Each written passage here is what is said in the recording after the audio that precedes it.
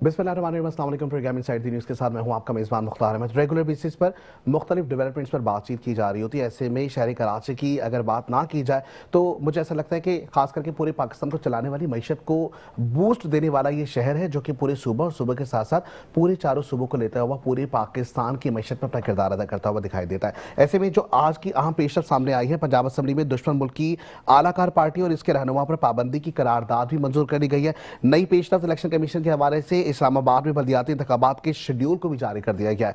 वहीं दूसरी जानिब कानून की खिलाफ वर्जी के बाद इमरान खान से किसी की मुलाकात का 1% भी इम्कान नहीं है, ऐसा कहना है अता तारड़ साहब का। अब इसके रुझानात अगर हम सामने देखें तो डेफिनेटली जो पार्टी है उसकी जानिब से देखेंगे कि क्या क्या उनकी तरफ से और मकासद सामने आते हैं। कानून की खिलाफ वर्जी के हवाले से भी बातचीत हो रही है कि इमरान खान से किसी की मुलाकात भी 1% नहीं की जाएगी।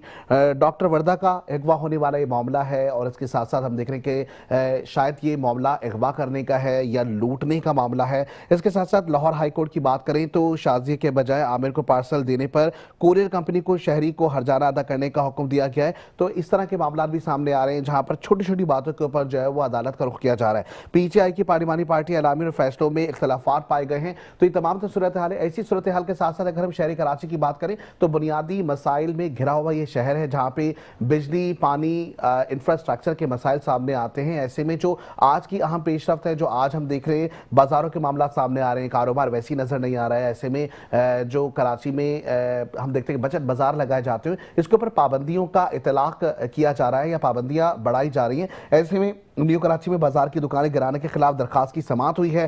केएमसी ने जवाब जमा कराने के लिए मोहलत तलब कर ली है।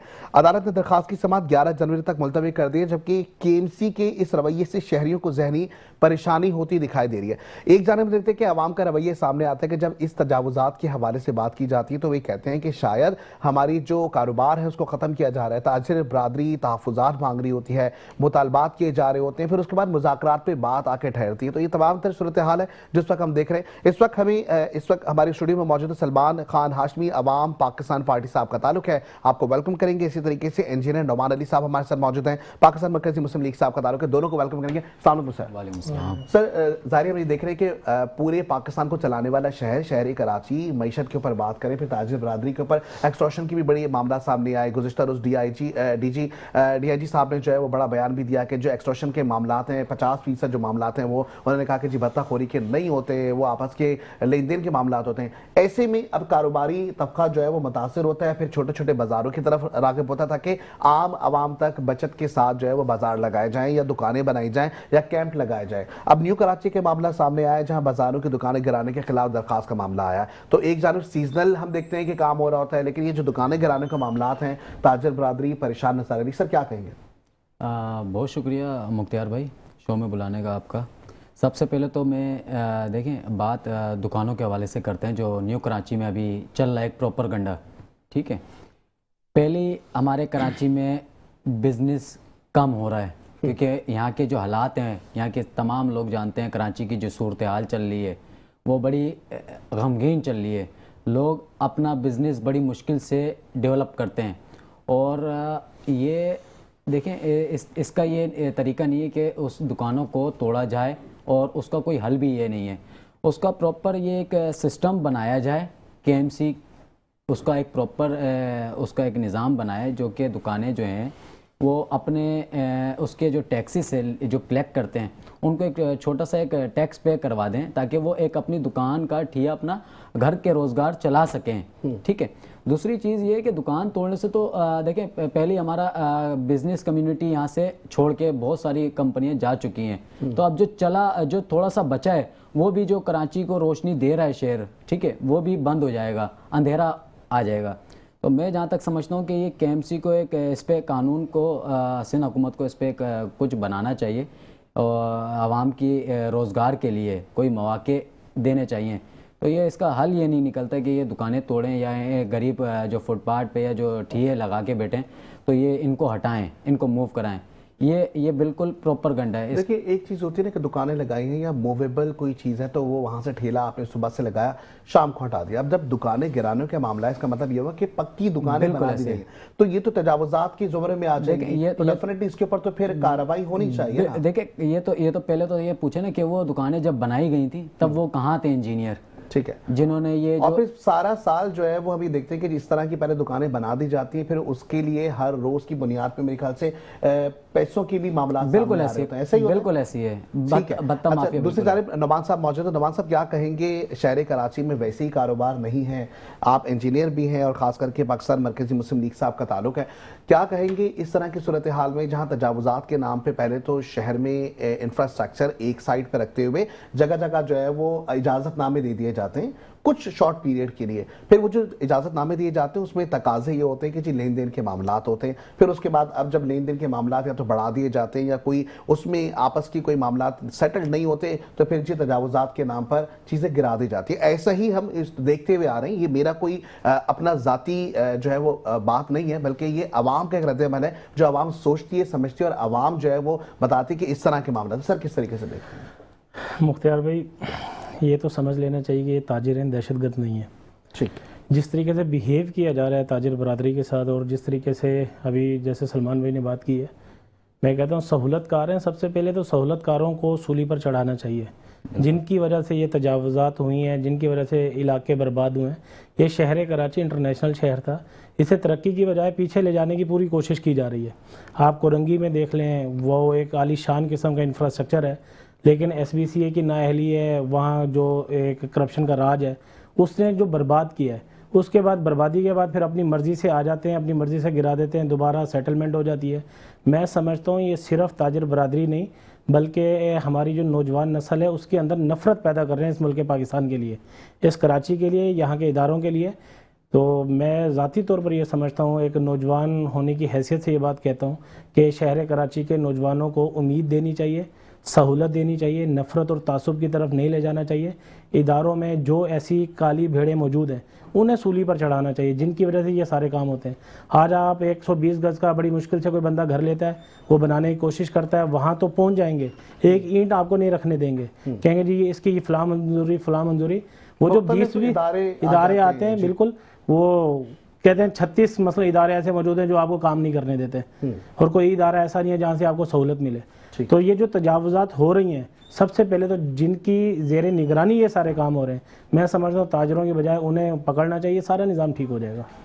ठीक है, बेहतरीन। अच्छा, दूसरी जानिब बड़ी अच्छी बात की आपने, कोरंगी की बात की, इंफ्रास्ट्रक्चर की हम बात करें तो एक तो वो कहते हैं कि जी बड़ा पसमानदा इलाका बताया जाता है जो वहाँ के रिहायशी हैं डेफिनेटली, लेकिन वहाँ पे इंडस्ट्रियल एरिया भी जोन सामने शामिल हो जाता है। ऐसे में जो इंफ्रास्ट्रक्चर की अगर बात करें तो ब्रिटिश दौर का बना हुआ ये लांडी और कोरंगी का एरिया, जिसमें लांडी 1, 2, 3, 4 इसी तरह, वो कोरंगी के भी इसी तरह के मामला हैं, जहाँ पर एक चीज़ बड़ी अच्छी है कि बड़े बड़े स्कूल्स की बाउंड्री वॉल्स जो बनी हुई है, खैर वो स्कूल आबाद हैं या नहीं है वो एक सेकेंड क्वेश्चन है, लेकिन वो जो जगहें बनी हुई है जिसके साथ पार्क अलग से अलॉट हुए हैं, तो वो एरिया को बड़ा अच्छा डिफाइन करते हैं कि ब्रिटिश दौर में जिस तरीके से वहां लाइनें डली हुई, जिस तरीके से वहां पे पार्क हर जोन में अलग अलग बने हुए हैं, स्कूल की जो बाउंड्री वॉल है वो बनी हुई है, तो ये एक बहुत अच्छी चीज है, लेकिन इसके लिए काम होता हुआ दिखाई नहीं दे रहा। तजावुजात के मामला जो सामने आ रहे हैं, ऐसे में अब डेफिनेटली जो अब मामला देख रहे हैं KMC 11 जनवरी के अगर देखेंगे, वो कह रहे हैं कि जी दोबारा से जो है वो समात अभी मुलतवी कर दी गई है, दोबारा समात होगी, तो इसमें आप किस तरीके से समझते हैं, क्या जो दुकानदार हैं, जो ताजिर बरादरी है, उनको हुकूक इसके मिलने चाहिए, या अगर ये नाजायज़ जगहों पे बनी हुई है तो इसके लिए डेफिनेटली इनका जो लॉस हो रहा है उस लॉस को हुकूमत को बेयर करना चाहिए? क्या समझते हैं? देखिए मुख्तियार भाई, 80% से ज़्यादा लोग ना इस पाकिस्तान में कानून को फॉलो कर रहे हैं, ठीक है, हम टैक्स भी देते हैं, सारी चीज़ें देते हैं। आप के इलेक्ट्रिक में भी देखेंगे 3-3, 4-4 किस्म के आपके बिल हैं, KMC अपनी अलग से फीस ले रहा है। मैं तो कहता हूं कि कानून की पासदारी होनी चाहिए। अगर किसी की ज़ेरे निगरानी, अगर मैं घर का सरबराह हूँ, मेरे घर में अगर कोई भी ऐसा गलत काम होगा तो मैं उसका ज़िम्मेदार हूँ।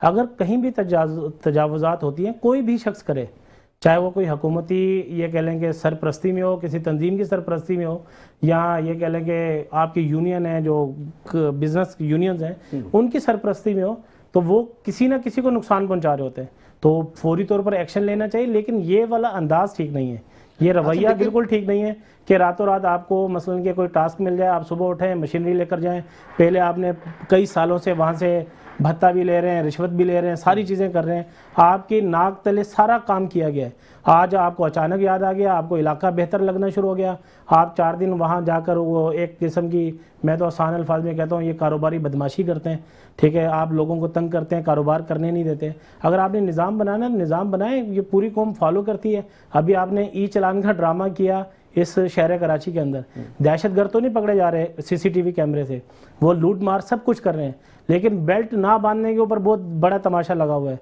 करोड़ों रुपए के एक महीने के आपने चलान कर लिए। अच्छा, कोई इंफ्रास्ट्रक्चर बनाने की बात नहीं कर रहे। ठीक, लेकिन दूसरी जानिब जो है ना, ये सारे सवालात तमाम आवाम के भी हैं और ये बहुत अच्छे सवाल है कि डेफिनेटली अगर आप जो है वो चालान के पैसे ले रहे हैं तो अब ये भी कहा गया कि जी भारी भरकम जो चालान लिए जा रहे हैं उस पैसों से इंफ्रास्ट्रक्चर बनेगा। तो अभी तक की कोई सड़कें में बनती हुई या उस पर कोई काम होता हुआ दिखाई तो नहीं दे रहा। लेकिन दूसरी जानिब ये चीज़ बहुत अच्छी है, मैं इसको एडमिट करता हूँ, इस हवाले से इस जुमरे में लाता हूँ कि कानून बनने चाहिए और कानून की जो पासदारी है और अमल दरामद है फिर वो हर किसी पे लागू है, चाहे फिर वो किसी इदारे का मुलाजिम है, चाहे वो किसी सरकारी इदारे का मुलाजिम है, चाहे वो किसी भी डिपार्टमेंट से रिलेटेड है, तो फिर कानून सबके लिए एक होना चाहिए। ना कि गुज़िश्ता रोज़ हमने ये भी देखा कि गुज़िश्ता 2-4 दिनों पहले भी जो है वो एक सरकारी नंबर प्लेट वाली गाड़ी जो है वो गुजर रही थी और वो जिस स्पीड से गुजर रही थी वहाँ की स्पीड्स भी मौजूद थी कि क्या है, लेकिन कोई चालान नहीं हुआ। तो इसके ऊपर भी बड़े सवाल उठे। तो ये भी देखना होगा कि जो सिस्टम बनाया गया है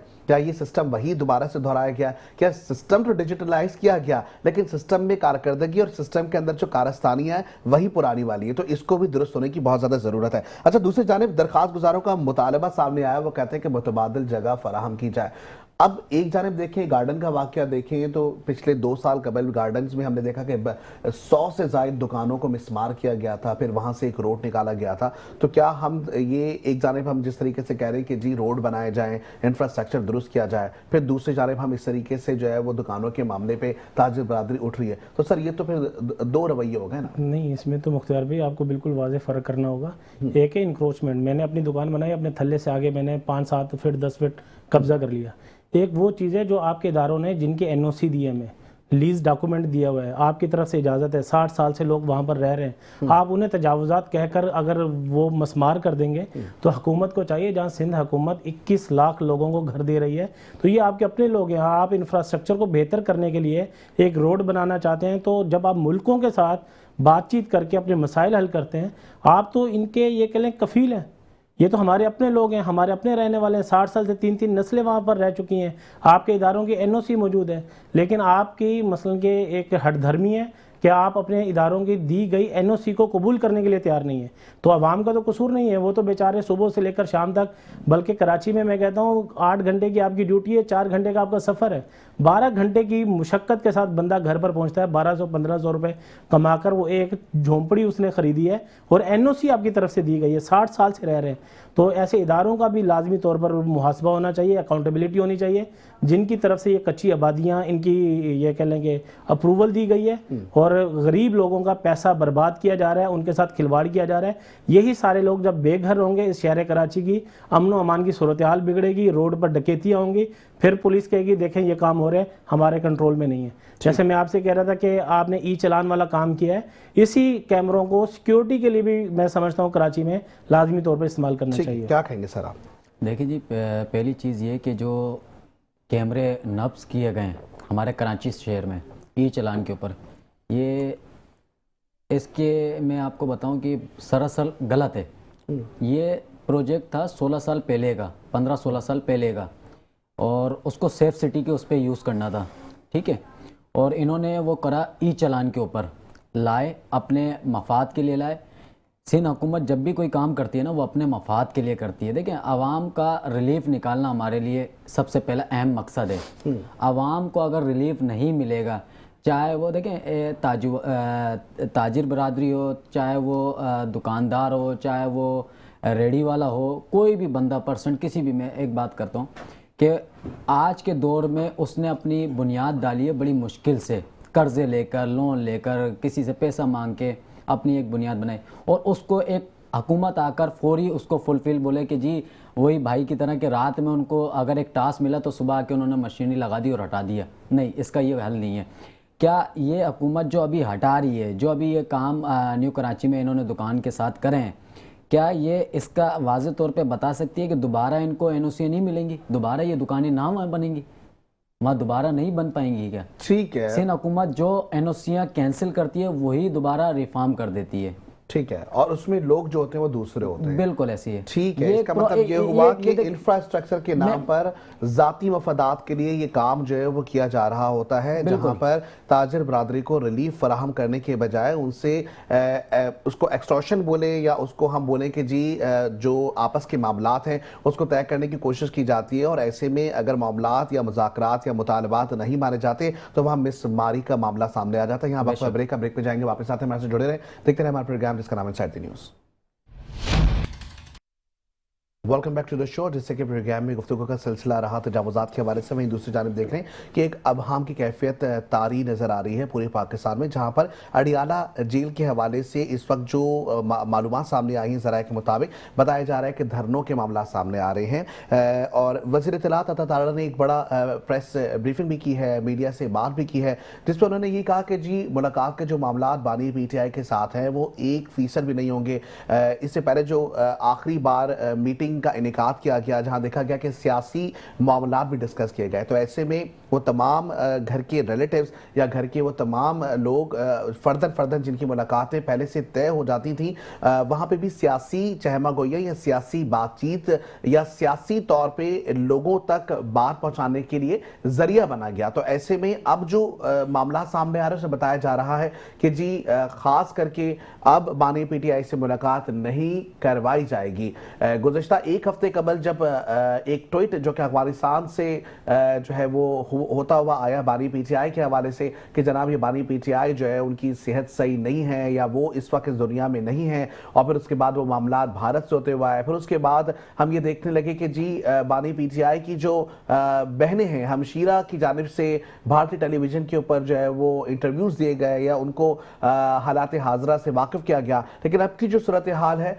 उसमें देखें तो दो टोक मौक़िफ़ भी हमें सामने नजर आया, जहां पे बानी PTI को या PTI की जमात को माइनस होता हुआ बताया जा रहा है। ये वही सिलसिला हमें नजर आ रहा है जिस तरीके से हमने देखा था कि जी एक और सियासी जमात जिसको माइनस किया गया, और इसी तरीके से अब ये मामला सामने आ रहे हैं। तो दूसरी जानिब KPK के जो वज़ीर आला सुहेल आफरीदी साहब हैं उनकी जानिब से फौज मुखालिफ बयान भी सामने आने लगे, वहीं पाकिस्तान के नैरेटिव को तोड़ मरोड़ कर पेश किया गया उनकी जानिब से, ऐसा जो है वो नून लीग की जानिब से भी कहा जा रहा है। तो ये तमाम तो सूरत हाल है जो कि सामने आ रही है, और इसी हवाले से मेरे ख्याल से हमारे साथ मोहम्मद पन्हा मौजूद है।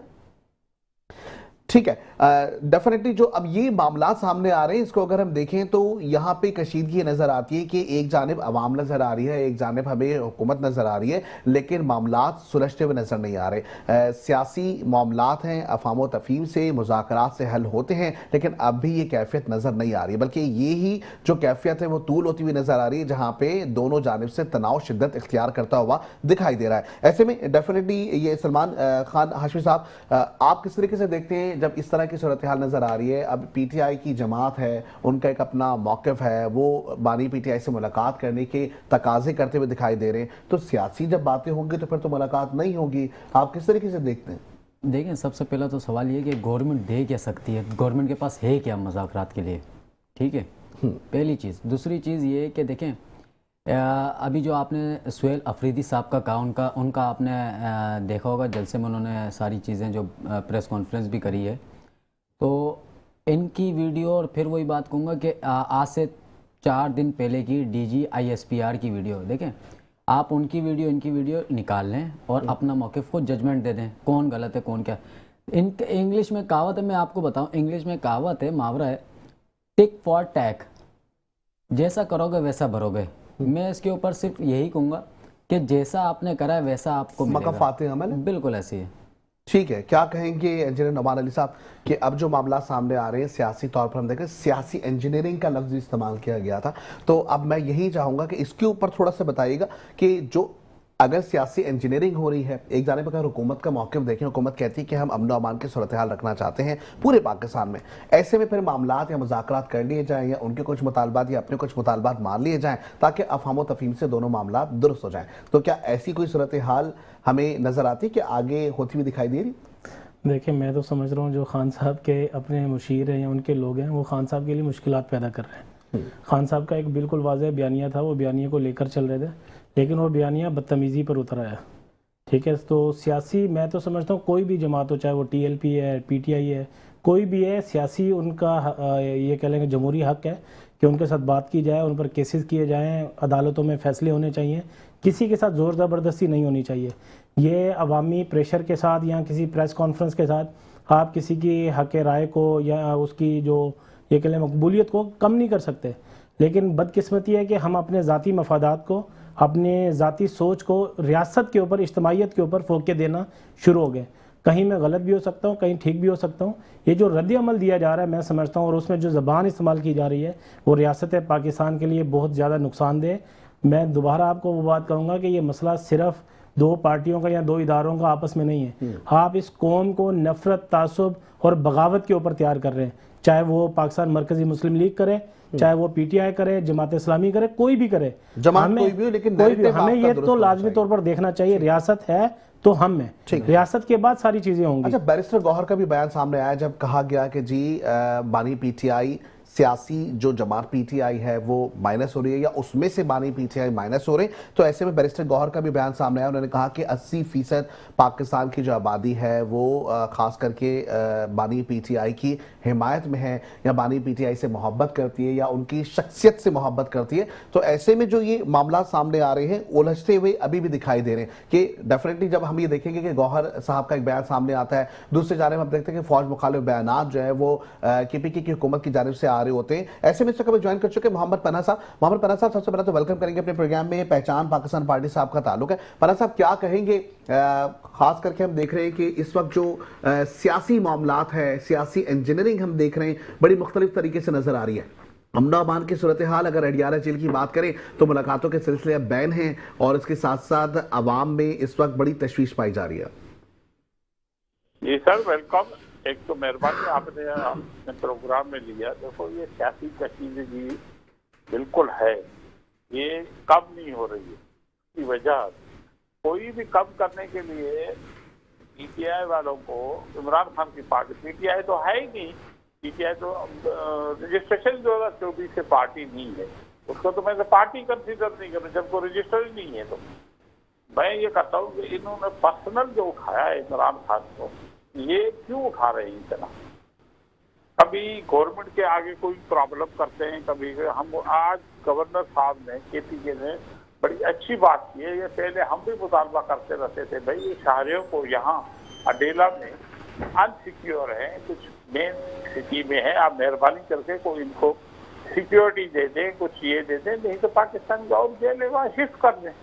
आज तो केपी के गवर्नर ने भी ये बात की है, बल्कि उसको तो मैं रिक्वेस्ट करूंगा, लेटर भी लिखे उनको, गवर्नमेंट को, क्योंकि वफाक का नुमाइंदा है। अब इससे ये इमरान खान खुद एक किस्म का समझो कि सिक्योरिटी रिस्क तो हो गया। जब सिक्योरिटी रिस्क हो गया तो इसकी किसी और जगह पे शिफ्ट कर दे। पाकिस्तान के बहुत सारी जगह है, ये सिर्फ इदारों के साथ लड़ने के अलावा इसको कुछ नहीं है, बदतमीजी के अलावा और कुछ कोई डेवलपमेंट करते ही नहीं है। न पहले कहीं की थी, न अभी कर रहे हैं। मैं आपको मिसाल देता हूँ, जब सेफ कार्ड बनाया था इन्होंने, सिंध में किसी को दिया था, मैं आपसे रिक्वेस्ट कर रहा हूँ, आपको याद था कहीं इन्होंने सिंध में एक प्रोजेक्ट दिया था अपने दौर में? ठीक है। अच्छा, सिक्योरिटी रिस्क या सिक्योरिटी थ्रेट वाली आपने बात की, दूसरी जानिब उसको मरीज भी कहा गया, तो डेफिनेटली आप देखिए ना कि एक जानिब ठीक है सिक्योरिटी रिस्क की बात आ रही, क्योंकि उनका जो अमल है या वो जो फौज मुखालिफ बयान दे रही है या मुल्क के हवाले से बयान दे रहे हैं, ऐसे में डेफिनेटली सिक्योरिटी थ्रेट या सिक्योरिटी रिस्क का तो लफ्ज इस्तेमाल किया जा सकता है। लेकिन जो मरीज वाला लफ्ज इस्तेमाल किया गया, वहां पर उनकी जमात के ताबे लोग या उनकी जमात से ताल्लुक रखने वाले लोगों का जो है वो दिल काफी ज्यादा अफसुर्दा हुआ। उन्होंने कहा कि इस तरह के बयान नहीं देने चाहिए, तो आप क्या समझते हैं? सर, ये उन्होंने सही कहा, ये आज का नहीं है, आपने उसके पिछले डॉक्टर जो यूके का है वो तो पहले से कहा दिया था। आपने उसके वीडियो नहीं पढ़ी है? यूके का जो डॉक्टर मेडिकल चेकअप दौरान क्रिकेट की टीम के दौरान उन्होंने डॉक्टर ने चेकअप किया था। अभी रिसेंटली उन्होंने स्टेटमेंट रिलीज की, तो वो आज का थोड़ी है, ये पुराना ब्रेन मरीज है।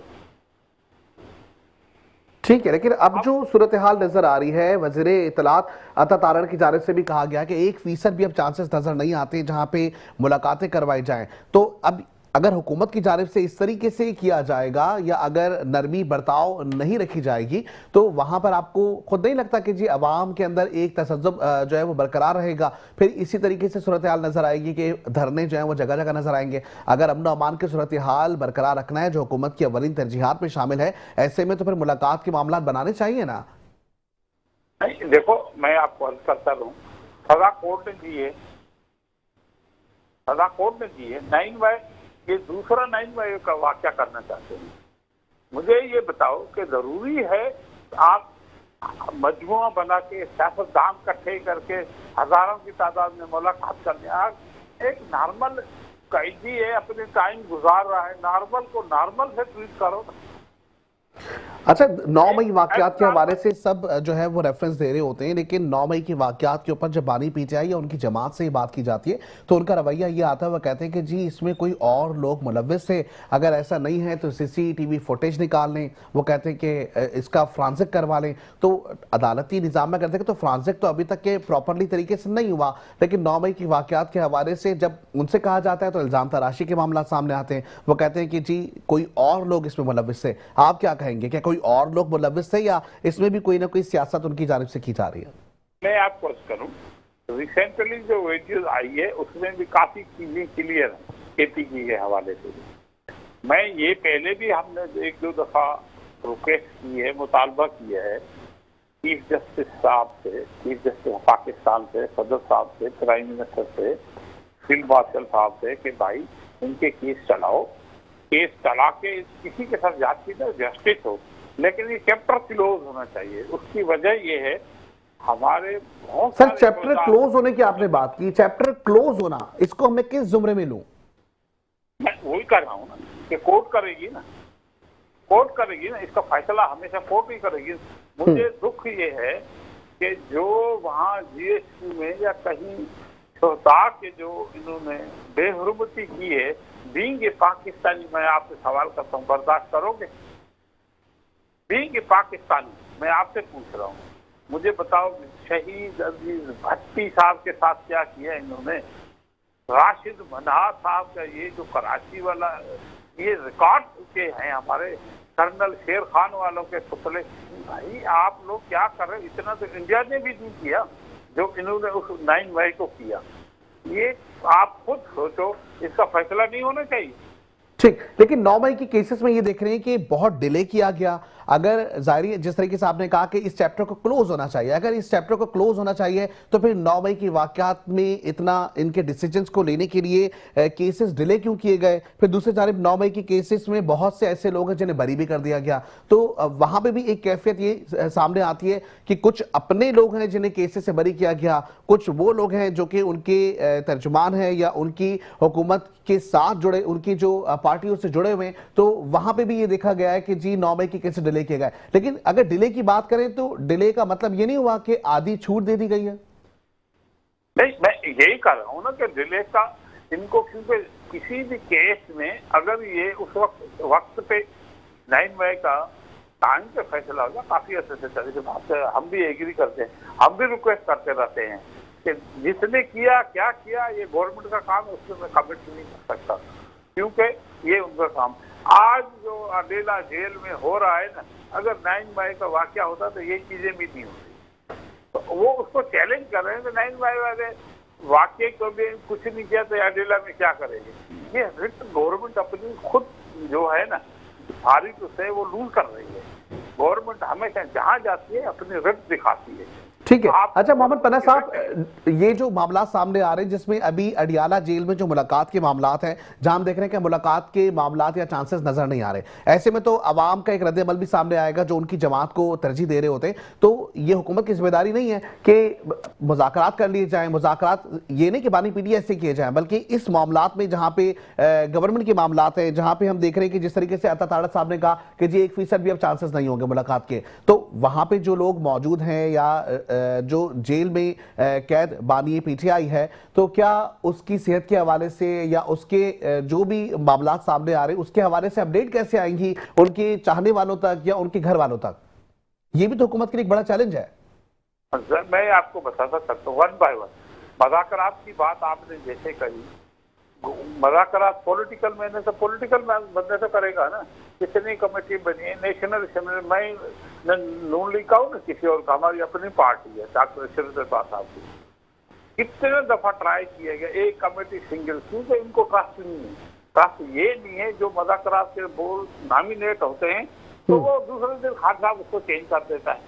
जब उसको एक सिर्फ दी गई कि भाई ये करो मुज़ाकरात ये चीज, तो वो दूसरे दिन चेंज कर लेता है। चेंज करने से वो कहता है कि हम मुज़ाकरात एस्टेब्लिशमेंट से करेंगे। भाई एस्टेब्लिशमेंट कैसे, आप ही क्यों करेंगे मुज़ाकरात? 9 मई के वाक़े भी आप उनसे करें मुज़ाकरात, आप सियासतदान है तो सियासतदान के साथ करो ना। आज तक तो वो एग्री नहीं है। बाकी रहा इनके अंदर जाने का, हेल्थ का, इसका कोई ना कोई प्रोसीजर जरूर होना चाहिए। कभी भी किसी तरीके से वाया कोई ना कोई तरीका निकाल के इसकी इंटीमेशन आनी चाहिए। अच्छा ये नहीं है कि इनके जो जितने भी है सिस्टर हैं या वकुला हैं वो चीज लेके आके इंतजार फैलाए लोगों को, खान साहब ने ये कहा, हालांकि उसकी कोई एविडेंस भी होती है नहीं होती है, ये लोग आके उसको इशू बना लेते हैं। तो इसका क्या मकसद है? आप उसको एक किस्म का इंतशार पैदा करके सपोर्ट कर रहे हो इंडिया को। इंडिया क्या चाहता है जब से अखबार का हक मारा है? अच्छा मोहम्मद पन्ना साहब ये बताइएगा कि पीटीआई की जमात के हवाले से अगर मैं आपसे ये पूछना चाहूं कि पीटीआई जमात जो आने वाले वक्तों में जिसे कहा जा रहा है माइनस, तो क्या पीटीआई जमात माइनस नजर आ रही है या पीटीआई जमात में से बानी पीटीआई माइनस नजर आते हैं? मैं आपको बताता चलूं सर, ये होना चाहिए माइनस। एमक्यूएम के लंदन वाले भी तो माइनस हो गए। ठीक, तो ये वही इंजीनियरिंग हो रही है जिस तरीके से पहले जो है वो एमक्यूएम लंदन की आपने जिस तरीके से बात की, इसी तरीके से ये जो पीटीआई की जमात है इसमें से भी बानी पीटीआई माइनस होते हुए नजर आ रहे हैं। आप ये कहना चाह रहे हैं? चाहिए, होने चाहिए, मैं ये होने चाहिए। ठीक है, बहुत शुक्रिया मोहम्मद पन्ना साहब, आप हमारे साथ मौजूद रहे। पहचान पाकिस्तान से पार्टी से आपका ताल्लुक है और डेफिनेटली अगर इस तरीके की सूरत हाल में नजर आएगी जहां पे एक जानिब अवाम और उसका रद्द-ए-अमल, दूसरी जानिब हुकूमत जो उसकी अपनी एक जिम्मेदारी है, इन दोनों मामलात में अमन व अमान की सूरत हाल को बरकरार रखने के लिए मुज़ाकरात या बीच का कोई ऐसा रास्ता निकालने की अहम जरूरत है। यहाँ वक्त हुआ है ब्रेक का, ब्रेक पे जाएंगे, वापस आते हैं, जुड़े रहे, देखते रहे हमारा प्रोग्राम जिसका नाम है inside the news. Welcome back to the show. और जैसे कि प्रोग्राम में गुफ्तगू का सिलसिला जारी है और एक जानिब हमने देखा कि जी बाज़ारों की दुकानों के हवाले से बातचीत की गई जहाँ तजावुज़ात के मामला सामने आए, वहीं दूसरी जानिब हमने देखा कि जी पीटीआई की जमात जो कि इस वक्त भी हम देख रहे हैं कि जी बड़ी तशवीशनाक सूरत हाल नज़र आ रही है जहाँ पर धरने दिए जा रहे हैं। वहीं दूसरी जानिब देख रहे हैं कि जी अमन व अमान की सूरत हाल को बरकरार रखने के लिए हुकूमत की एक जिम्मेदारी और अवली तरजीहात होनी चाहिए, जहाँ पर खुद हुकूमत को चाहिए कि वो इन मामला को अच्छे तरीके से सुलझाती हुई दिखाई दे। लेकिन ऐसे में एशियाई तरक्याती बैंक का एक मामला सामने आया जहाँ हम बताएं कि पाकिस्तान में 80% आबादी को पीने के पानी के लिए जो साफ पानी है वो दस्तयाब ही नहीं है। लेकिन ऐसे मामला में हम देखें कि पाकिस्तान को आइंदा 10 वर्षों में 35 से 42 अरब डॉलर की भी ज़रूरत होगी। पाकिस्तान में फीकस के लिए पानी की मकदार में 2400 क्यूबिक मीटर की कमी रिकॉर्ड भी की गई है, जबकि साफ पानी की अदम दस्तयाबी के बायस बीमारियों का फैलाव तेजी से बढ़ रहा है।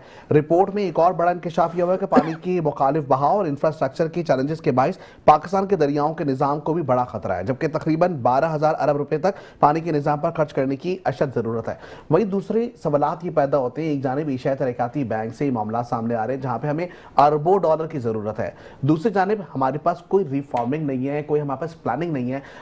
गुज़िश्ता 6 महीने पहले हमने देखा कि जी KPK से जो सैलाबी सूरत हाल होती हुई पंजाब में दाखिल हुई, पंजाब से होती हुई सिंध में दाखिल हुई, तो वो जो सारा पानी था उसके लिए स्टोरेज क्या उसे किया गया, क्या उसके लिए कोई ऐसे प्लांट बनाए गए जो उस पानी को साफ करके आलूदा पानी को साफ किया जाए और उसको पीने के पानी के लिए इस्तेमाल किया जाए। तो ये भी एक हुकूमत की बड़ी जिम्मेदारी और हुकूमत पे एक बड़ा सवाल है, क्योंकि अरबों रुपए या अरबों डॉलर के मंसूबे बनाए तो जाते हैं लेकिन क्या वो काम करते हुए दिखाई देते हैं। गुज़िश्ता कई दिनों से अपने प्रोग्राम में सूबा सिंध में हुकूमत करते हुए इदारे, मैं किसी एक पार्टी की बात नहीं कर रहा, पार्टी या सियासी बातचीत से हट के ये बात है कि सूबा सिंध में कोई भी हुकूमत अगर काम कर रही है तो क्या वो सिर्फ इफ्तिताही तकारीब करती रहेगी, फीते काटती हुई दिखाई देगी, क्या मुकम्मल तौर पर कोई ज़ाब्ता बनाया जाएगा जिसके तहत आखिर तक वो काम कंप्लीट होता हुआ दिखाई दे।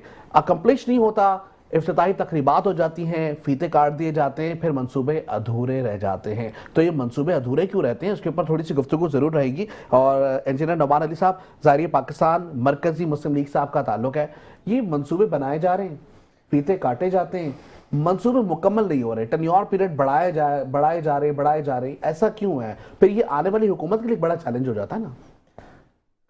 बहुत प्यारा सवाल है आपका। आप पीने के पानी की बात कर रहे हैं, जी। मैं आपको शहर कराची के दसियों इलाके ऐसे बता सकता हूँ जहाँ इस्तेमाल का पानी नहीं है। सर है, मैं थरपारकर की बात नहीं कर रहा। सर है, पानी है, टैंकरों के जरिए आ जाता है पानी। ये टैंकरों के जरिए भी आजकल तो ऐसा हो गया कि जैसे लंदन से कोई मेहमान आया हो उसका वेलकम करें, टैंकर भी 2 दिन बाद मुयसर आता है, पैसों में भी। Korangi main industrial area Darul Uloom के पीछे वाला इलाका है, यहाँ 600-700 फीट पर बोर है। पूरे इलाके में इस्तेमाल के लिए पानी नहीं है। पूरा इलाका जो KMC को भी अपना ये कह लें कि फ़ंड दे रहा है, 24 अरब रुपए KMC इकट्ठे भी कर रहा है, और उस 24 अरब रुपए में इस्तेमाल के काबिल भी पानी नहीं है। TDS कितने हैं, अपने पैसे से बोर करवा कर 4000 TDS का पानी इस्तेमाल कर रहे हैं। ये थरपारकर की बात नहीं कर रहा मैं आपको, मैं शहर कराची के दिल की बात कर रहा हूँ, पाकिस्तान के दूसरे बड़े इंडस्ट्रियल एरिया की बात कर रहा हूँ, कुरंगी की बात कर रहा हूँ, जो अयूब के दौर में इस तरीके से डिज़ाइन किया गया जैसे फेडरल हमारा ये कह लें वफाक इस्लामाबाद डिज़ाइन किया गया था कि 30-30 फीट के तो सर्विस रोड है, इसकी 3 रो के मेन रोड है। आप एक दफ़ा देखें, तजावुज़ात वाली बात आप पहले कर रहे थे, आप देखें, आप हैरान रह जाएंगे कि इतना खूबसूरत इलाका हमारी नाअहली की वजह से क्या सूरत हाल हुई। आप बात करें K4 की, K4 2005 से शुरू हुआ, कई दफ़ा उसका ये कह लें इफ्तिताह कर दिया गया। 153 अरब रुपए अभी भी चाहिए उसको मुकम्मल करने के लिए। वफाक ने भी हमें 23 अरब रुपए दिए। हम सूबे की बात करते हैं, सूबा तो ना है ही इस मामले में। मेयर साहब भी सिर्फ वादे दावे ये करते हैं, आपने ये कह लें कि टामक टोइयाँ मारते हुए नजर आते हैं। इब्राहिम गटर में गिर जाता है तो उस पर उनके अजीब रवैया इख्तियार करते हैं। वो इस शहर के ये कह लें कि जिम्मेदार हैं, ये सारी अवाम उनकी जिम्मेदारी है। नहीं, उन्होंने माफी तो मांग ली ना जी, माफी मांगी रोड बंद करने के बाद। पहले कह रहे थे रोड बंद होने से क्या हो जाएगा, इससे क्या मसला हल हो जाएगा, उससे क्या मसला हल हो जाएगा। लेकिन एक बात बताएं मुझे कि इंतजामिया किसी भी, मेयर कराची आज मुर्तज़ा वहाब है, गुज़श्ता दिनों में कोई और मेयर था, क्या माफिया तलाफियां करने के बाद इंतजाम दुरुस्त हो जाते हैं या हो जाएंगे? मैं आपसे यही अर्ज कर रहा हूँ कि यूनिवर्सिटी रोड आपने नीपा से कहाँ तक बंद किया, आपने कहा 40 दिन में ये काम मुकम्मल हो जाएगा, आज तक स्टार्ट नहीं हुआ। हम ई चलान की बात करें, हम कह रहे हैं सारा निज़ाम होना चाहिए, कानून की पासदारी करते भी हैं, करवाएंगे भी। इसके लिए अवामी ये कह रहे हैं आगाही के प्रोग्राम भी करेंगे, सेमिनार्स भी करेंगे, स्कूल्स में भी काम करेंगे, सारी चीज़ें करेंगे, लेकिन आपको भी तो अपना फ़र्ज़ पूरा करना होगा ना। अब गुलशन इकबाल की आपने जिस तरीके से बात की और जो आपने कहा कि 40 दिन में वो मंसूबा जो लाइनें डलनी थी जिसके काम थे, और वो फेडरल गवर्नमेंट के कुछ काम है जिसकी वजह से जो K4 का मंसूबा है वो अभी भी पेंडिंग पे चल रहा है, या उसमें जो K3 वाली लाइन्स हैं उसमें जो है वो पानी की लाइन्स डालनी है। ऐसे में गुलशन इकबाल की आवाम का भी जो है वो एक मौक़िफ़ सामने आया है। वो गुलशन इकबाल की जो आवाम है वो ये कहती हुई दिखाई देती है कि अगर इस तरह के मंसूबे आप बना रहे हैं, 40 दिन तक अगर पानी की रोकथाम करें या 40 दिन तक गुलशन इकबाल के रिहायशियों को अगर पानी नहीं मिलेगा तो मुतबादल क्या है, क्या गवर्नमेंट की जानिब से टैंकर्स प्रोवाइड किए जा रहे हैं? तो ये एक मुतालबा सामने आया गुलशन इकबाल के अवाम का कि मेयर कराची को ये चाहिए कि अगर गुलशन इकबाल का पानी बंद होता है, क्योंकि डेफिनेटली 40 दिन तक अगर इस तरीके के काम होंगे या इस तरीके से वाटर पंपिंग स्टेशन पे काम होंगे तो ये हुकूमत की अवलिन तरजीहात और जिम्मेदारी होनी चाहिए कि वो घर तक पानी की रसाई करे, चाहे वो टैंकर्स के जरिए हो। लेकिन हर महीना जो आपको EVP के मद में आपको सर्विस चार्जेस आ जाते हैं वाटर के हवाले से, वो तो हम देखते हैं कि इलेक्ट्रिक के बिल में लगकर आ जाते हैं। लेकिन अगर बात की जाए कि क्या पानी की सप्लाई घरों तक मैसर है तो वहाँ नफ़ी में जवाब आता है। तो इसका मतलब ये कारकर्दगी भी फेल होती हुई दिखाई दे रही है। आपको एक ज़बरदस्त बात बताऊँ मुख्तियार भाई, जनूबी पंजाब से लेकर सिंध के अंदर दाखिल होते चले जाएँ, दरिया सिंध में जितना सीवरेज का पानी है सारा दरिया सिंध में डाला जा रहा है, जिसको हम टैंकर के ज़रिए, जिसको हम लाइन के ज़रिए कह रहे हैं। मीठा पानी हमारे पास आ रहा है, मीठे पानी की कार वाश के भी हम 200 रुपये ज़्यादा देते हैं कि हम साफ़ होगा। वो सारा गदला बीमारी ये कह लें बीमारियों से भरा हुआ पानी है। स्टेरिलाइजेशन के हैं उस पानी की, फिल्ट्रेशन के हैं उस पानी को काबिल इस्तेमाल बनाने के लिए आप बात करें तो पूरा कोई सिस्टम नहीं है। जहाँ आप बात कर रहे थे कि रिवर सिस्टम हमारा जितना भी वो ग्रेविटी के ऊपर काम करता है, मसलन के वो फ्लो के ऊपर काम करता है। अब जहाँ भी हम पानी चढ़ाने की कोशिश करते हैं वहाँ सारा पानी चोरी किया जा रहा है। ठीक है, वहाँ पानी के ज़रिए कोई एक गैर फितरी अमल को हम ये कह लें उसकी तरफ धकेल रहे हैं। जहाँ हमें ज़रूरत है, जहाँ हमारा सिस्टम मौजूद है, अरबों रुपए के मंसूबे तो मौजूद हैं, कागजी कार्रवाई में मुकम्मल भी हैं और शफाफ भी हैं। ना आपके घर पानी आता है, ना मेरे घर पानी आता है, और यही बिलावल साहब कहते हैं कि मेरे घर में भी पानी नहीं आता, और ये निज़ाम चल रहा है उनका। बिल्कुल ऐसा ही है, और ये इस बात का सबूत है कि ये हुकूमत की एक नाअहली है जो जिम्मेदारी पूरी करने में मुकम्मल तौर पर नाकाम होती हुई दिखाई दे रही। जी सर। बिस्मिल्लाहिर्रहमानिर्रहीम। देखें, बात आपने बहुत अच्छी करी। सिंध हुकूमत की नाअहली जो है, सबसे पहली वजह जो है टैंकर माफिया की। टैंकर में जैसे आपने कहा पानी आता है, कराची में पानी है। मैं आपको कराची में मुख्तलिफ जो हिडन्स लगे ना, मैं आपको साफ अल्फाजों में कहूँ वो बिक गए हैं। कौन बेच रहा है ऐसा? मैं आपको बता रहा हूँ, देखें बिक गए। उसकी दो वजूहत, एक सफूरा, एक मलेर। ठीक है, अगर पानी आ रहा है तो वो टैंकर से क्यों आ रहा है, लाइनों में क्यों नहीं आ रहा? बिल एक्यूरेट डेट पे आ रहे हैं वाटर बोर्ड के, पानी लाइनों में क्यों नहीं आ रहा? पानी लाइनों में नहीं आ रहा लेकिन सड़कों पर मौजूद है। मैं उसी बात, देखें वजह सिर्फ इतनी सी है कि हम आगे के लिए पैसे बनाएंगे कैसे। ठीक, हुकूमत आगे कारोबार तमाम, आप फिर वही बात, टैंकर में पानी आ रहा है, लाइन में पानी नहीं आ रहा, बिल टाइम पे आ रहा है। आपके तमाम इलाकों में आरओ प्लांट खुल गए, उधर पानी सही टैंकर का पहुंच रहा है। 16,000 लीटर भी आ रहे हैं टैंकर, 8,000। आप कोई घर का अफराद फोन कर दे तो वो जो 8,000 वाला टैंकर है वो 18,000 रुपये पे जाता है कि जी वहां से हमने निकलना होता तो टैक्स देते हैं। पानी उनके लिए अवेलेबल है। और फिर सिंध हुकूमत की बात आ जाए कि बिलावल साहब कहते हैं कि पानी नहीं है, तो भाई पानी फिर कहाँ जा रहा है? हमारा पानी अगर हमारे को टाइम पे नहीं मिल रहा, देखें आवाम को सिर्फ 2-4 चीज़ें चाहिए। मैं आपको कराची शहर की बात बता रहा हूँ। रोज़गार, हक हलाल का पढ़ा लिखा तबका आज बाइक या राइडर पे बना हुआ है। ठीक है, PhD डिग्री होल्डर रोडों पे फिर रहा है। पहली चीज़ रोज़गार, पानी, गैस। हमें मकान नहीं चाहिए जो मकान के नारे हैं या जो सियासत अपनी चमकाते हैं ना तमाम जमातें। कराची एक वाहिद ऐसा शहर है जो तमाम जमातें आकर अपनी सियासत यहाँ चमकाती हैं। मेरा सिर्फ आवाम की तरफ से एक मैसेज है कि सिंध हुकूमत थोड़ा सा आवाम के साथ कोऑपरेट कर ले। आवाम तो पूरी कोऑपरेट कर रही है। आप हर चीज़ करें, कराची शहर में डेवलप करें, हर काम करें, लेकिन उस काम को टाइम पे तो कंप्लीट करें। जो चीज़ आप प्रोवाइड कर रहे हैं वो दे तो सही, बोलने से कोई होगा काम। जब चीज़ हमें मिलेगी तो आवाम आपको क्यों बोलेगी, सिंध हुकूमत को क्यों तनकीद करेगी? BRT मंसूबा आज कितने 22-23 महीने हो गए, ये भी कंप्लीट नहीं हो पाएगा, आने वाले वक्त में भी नहीं हो पाएगा। ठीक है जी, ये सारी प्रोडिक्शन सामने आई है। बस आखिरी शॉर्ट मैसेज में चाहूँगा आप जो देना चाहें। मैं समझता हूँ कि पाकिस्तान को, कराची को ठीक करने के लिए हर इदारा, हर बुराई के सहूलतकारों को हाथ डालना पड़ेगा। अगर सहूलतकारों को रोकने में कामयाब हो गए, कराची तरक्की करेगा। ये जो जितने भी लोग हैं, इन सब के पीछे जो हाथ हैं, उन्हें काबू करने की ज़रूरत है। चाहे वो तजावुज़ात का काम है, अमन व अमान का काम है, दहशतगर्दी का काम है, पानी का मसला है, जो भी आप इदारा उठा लें, जो जिस काम में सहूलतकार है, अगर सहूलतकारों को नहीं पकड़ेंगे, कराची में अमन व अमान नहीं आएगा।